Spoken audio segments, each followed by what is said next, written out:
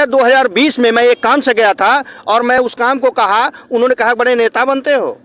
मैं बहुत नेताओं को देखा हूँ।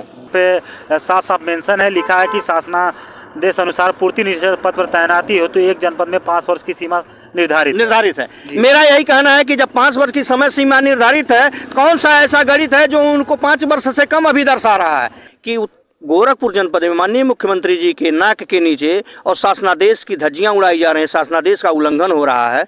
तो माननीय मुख्यमंत्री जी या सत्तारूढ़ दल के सांसद विधायक, क्या उनकी निगाहें इस ऐसे भ्रष्ट अधिकारी पर नहीं पड़ती है? नमस्कार, मैं हूं अजय सोनकर और आप देख रहे हैं दोहरी घाट लाइव। इससे मौजूद है हम गोरखपुर के बास गांव के क्षेत्र असोन पार्क में और हमारे साथ मौजूद है बालेंदु प्रसाद ओझा जो आरटीआई एक्टिविस्ट हैं और एंटी करप्शन के प्रदेश महासचिव हैं। इनका कहना है कि गोरखपुर में मुख्यमंत्री के शहर में एक ऐसा अफसर है जो पिछले 29 वर्षों से लगातार एक ही जिले में कार्यरत है। चूँकि जो संविधान का नियम है वो 5 वर्ष बाद स्थानांतरित होते रहना चाहिए। पूरी का जानकारी है, इनसे हम बात करते और जानते हैं। सबसे पहले सर बहुत बहुत स्वागत है आपका। धन्यवाद आपका। क्या बात है, पूरी बताएं। हमारे जनपद में एक अरुण कुमार सिंह पूर्ति निरीक्षक हैं जो गोला तहसील में तैनात हैं और हमारे गोरखपुर जनपद में सन 1993 से 2016 तक वो बतौर लिपिक पद पर रहे हैं। 2016 में उनका प्रमोशन हुआ विभागीय और 1 महीने के लिए वो गाजीपुर ट्रांसफ़र हुआ था। उसके बाद पुनः गोरखपुर बैक हो गए और गोरखपुर 2016 में वो आए और 2022 तक अभी तक वो पदासीन हैं। जबकि मैंने एक सूचना खाद्य आयुक्त उत्तर प्रदेश शासन लखनऊ से मांगा था, उस सूचना में एक साफ साफ है कि शासनादेश है कि एक पूर्ति निरीक्षक एक जनपद में 5 वर्ष तक ही तैनात रह सकता है। मेरा यह कहना है कि गोरखपुर जनपद में माननीय मुख्यमंत्री जी के नाक के नीचे और शासनादेश की धज्जियां उड़ाई जा रही हैं, शासनादेश का उल्लंघन हो रहा है। तो माननीय मुख्यमंत्री जी या सत्तारूढ़ दल के सांसद विधायक, क्या उनकी निगाहें इस ऐसे भ्रष्ट अधिकारी पर नहीं पड़ती है जो 29 वर्षों से अंगद जी जिस तरह से लंका में पांव जमाए थे और ये गोरखपुर में पांव जमा करके आम लोगों को चेतावनी देता रहता है कि हमारा कोई क्या बिगाड़ सकता है। हमसे भी उन्होंने कहा था कि हम बहुत नेताओं को देखे हैं, तो मैं नेता तो नहीं हूँ, मैं बहुत छोटा आदमी हूँ, लेकिन ये है कि माचिस की तिल्ली बड़ी छोटी होती है, जो अंगुली से तोड़ा जाए तो कम से कम कई टुकड़े में हो जाती है, लेकिन माचिस की तिल्ली जब आग लगाती है तो इलाके के इलाके जल के राख हो जाते हैं। छोटे को छोटा नहीं समझना चाहिए। तो उनकी चेतावनी को मैं जो है स्वीकार किया और उस चेतावनी पर मैं उनको एहसास कराना चाहता हूँ कि भ्रष्टाचार जो है बहुत लंबे समय तक टिकता नहीं है और मैं भ्रष्टाचार के विरुद्ध उनके आवेदन किया हूँ माननीय मुख्यमंत्री जी सहित प्रशासनिक अधिकारियों को 18 अक्टूबर को, लेकिन उस पर कोई कार्रवाई अब तक 1 माह से अधिक समय बीत गया नहीं हुआ। मैं पुनः एक स्मृति पत्र जो है उन मुख्यमंत्री जी सहित समस्त प्रशासनिक अधिकारियों को 25 नवंबर में दिया हूं, लेकिन उस पर भी अब क्या कार्रवाई होती है मैं इंतज़ार करूंगा।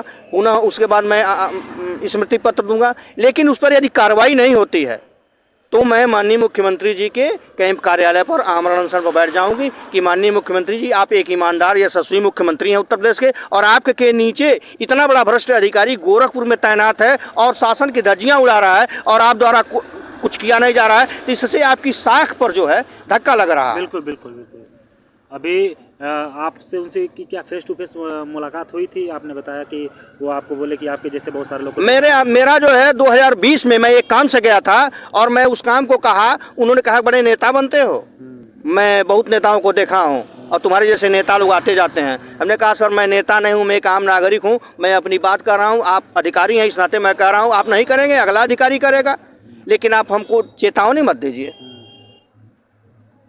और मैं उस चेतावनी को सहर्ष स्वीकार किया और आरटीआई के माध्यम से पहले मैंने उनका ब्यौरा मांगा और ब्यौरा आरटीआई में दाखिल किया आपका ब्यौरा। मैं सन 2020 में खाद्य आयुक्त उत्तर प्रदेश शासन लखनऊ से जन सूचना अधिकार के तहत मैंने सूचना मांगा था, लेकिन सूचना जो है हमें 2022 जनवरी 2022 में उपलब्ध हुई है। आयोग का जब पत्र उन लोगों के पास उपलब्ध हुई है, मुझे सूचना जो उपलब्ध हुई है गोरखपुर के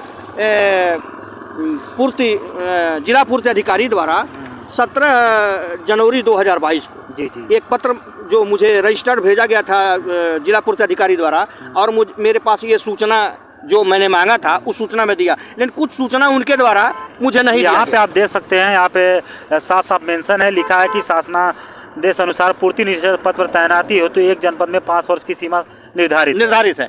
मेरा यही कहना है कि जब 5 वर्ष की समय सीमा निर्धारित है, कौन सा ऐसा गणित है जो उनको 5 वर्ष से कम अभी दर्शा रहा है? उनके लिए 5 वर्ष कोई दूसरा वर्ष होता है क्या? जी बिल्कुल।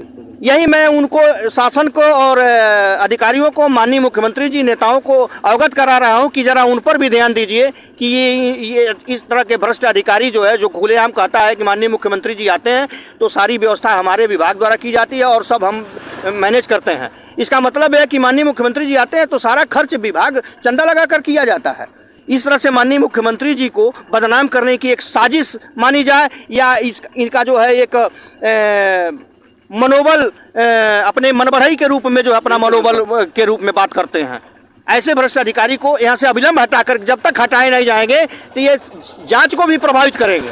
मेरा मानना है कि इनको हटा करके जांच कराई जाए। और इन्होंने इतना आय से अधिक अकूत संपत्ति अर्जित कर लिया है कि ये जो है इनकी जांच होना आवश्यक है, ईडी से या इनकम। आपने उनके आय की जो संपत्ति है उस पर कभी आरटीआई दाखिल किया? मैंने इसी आरटीआई में दाखिल किया था, लेकिन उनके द्वारा ये सूचना नहीं उपलब्ध कराई गई। अच्छा, उनके जो घर की सूचना है, जो घर की मैंने उनके चल अचल संपत्ति के बारे में मांगा था, उनके सूचना, जबकि माननीय प्रधानमंत्री जी जब 2014 में प्रधानमंत्री पद शपथ ग्रहण किए थे, उन्होंने एक आदेश जारी किया था कि प्रशासनिक अधिकारियों, चाहे कर्मचारियों, चाहे नेताओं, सांसद, विधायकों की वो अपनी चल और अचल संपत्ति घोषित करें। लेकिन इनके द्वारा जो है उस आदेश का भी ध्यान नहीं आया और उस आदेश को भी इग्नोर करते हुए मुझे सूचना नहीं दिया। कहीं ना कहीं ये उत्तर प्रदेश के मुख्यमंत्री योगी आदित्यनाथ के गृह जनपद की बात है और कहीं ना कहीं एक सवाल उठाने पे लाजमी होता है कि आरटीआई एक्टिविस्ट जब इस तरह की बातें कहता है और जब अधिकारी सामने से कहता है कि आपके जैसे तमाम लोगों को मैंने देखा है, तो एक सवाल तो बनता है कि ऐसे लोगों के खिलाफ जरूर कानूनी कार्रवाई होनी चाहिए। और बाकी आपका क्या कहना है आगे चल? मेरा यह है कि मैं इंतजार कर रहा हूँ, पत्र पर पत्र दे रहा हूँ। यदि कार्रवाई नहीं होती है तो महात्मा गांधी की जो एक नीति थी, हम धरना प्रदर्शन, आमरण अनशन करेंगे। मैं हर तरह की कार्रवाई इनके विरुद्ध करूंगा। अहिंसा परमो धर्म, जो गांधी जी का एक वाक्य, हाँ, बिना हिंसा के। मेरा यही मानना है, माननीय मुख्यमंत्री जी के कैंप कार्यालय, मुख्यमंत्री जी गेट पर जब भी मुख्यमंत्री जी आएंगे, मैं उन्हीं के सामने अपना आमरण अनशन पर बैठूंगा। माननीय मुख्यमंत्री जी से मैं उम्मीद रखता हूं कि माननीय मुख्यमंत्री जी मुझे ऐसा न करना पड़े और मुख्यमंत्री जी से संज्ञान में लेते हुए अविलंब कार्रवाई करें। देखा जाता है कि जो हमारे मुख्यमंत्री उत्तर प्रदेश के, वो बार बार माफियों पर नकल कसते हैं और भ्रष्टाचारियों के खिलाफ कानूनी कार्रवाई करते हैं। अब देखते हैं कि इस पे वो कितना ध्यान देते हैं। आगे की तमाम खबरों के साथ हम आपके साथ बने रहेंगे। सर, आपके लिए बहुत बहुत धन्यवाद। इस तरह की धन्यवाद सर, आप लोगों का भी धन्यवाद कि आप लोगों ने मीडिया के माध्यम से हमारी आवाज को जो है उठाया है, और उम्मीद है कि आप लोगों का सहयोग जो है आगे बढ़ाएगा और उस भ्रष्टाचार पर नकेल जरूर कसेगा। तो तमाम तरह की खबरों के साथ हम आपके साथ बने रहेंगे। इस तरह की सच जब देश में लोग उठाते हैं तो हमारा भी मनोबल बढ़ता है। और पूरे देश में जो भी लोग देख रहे हैं, आपसे एक गुजारिश है कि इस वीडियो को शेयर करिए और उन लोगों तक पहुंचाइए जो भ्रष्टाचार में लिप्त हैं, ताकि आगे से वो ध्यान दे। कैमरा पर्सन दिव्यांश के साथ मैं अजय, गोरखपुर। नमस्कार।